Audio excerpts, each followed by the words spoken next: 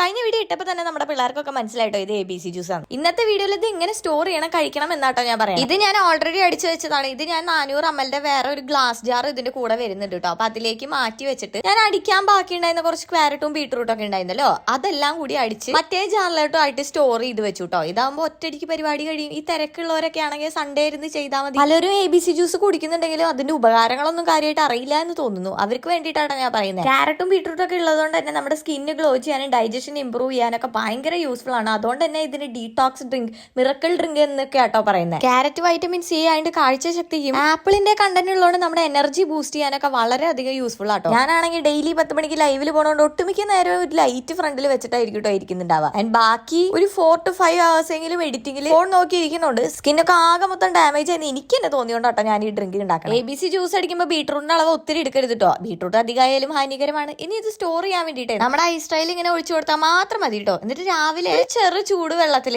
ഒരു ക്യൂബ് അങ്ങോട്ട് ഇട്ട് ഒന്ന് മിക്സ് ചെയ്ത് കൊടുക്കാം കേട്ടോ. ഇത് വെയിറ്റ് ലോസിന് നല്ലതായോണ്ട് തന്നെ എന്നെ പോലെ മെലിഞ്ഞിരിക്കണവരാണെങ്കിൽ ആൽമണ്ടോ ഡേറ്റ്സ് ഒക്കെ ആഡ് ചെയ്യാം കേട്ടോ. പിന്നെ ഇത് ഡെയിലി കൺസ്യൂം വേണ്ട, ആഴ്ചയിൽ 3 to 4 days മാത്രം കൺസ്യൂം ചെയ്താൽ മതി കേട്ടോ. പ്രത്യേകിച്ച് ടേസ്റ്റ് ഒന്നുമില്ല. ബീട്രൂട്ട്, ക്യാരറ്റ്, ആപ്പിൾ ഏതെങ്കിലും ഇഷ്ടമില്ലാത്ത ആൾക്കാർക്ക് പോലും കഴിക്കാൻ പറ്റുന്ന ഒരു ഡ്രിങ്ക് ആണ്. അപ്പൊ കഴിച്ചിട്ട് റിസൾട്ട് കിട്ടിയവരാണെന്നുണ്ടെങ്കിൽ താഴെ കമന്റ്സിലൂടെ എക്സ്പീരിയൻസ് ഷെയർ ചെയ്യാൻ മറക്കരുത്. അപ്പൊ ഓക്കെ, ബൈ.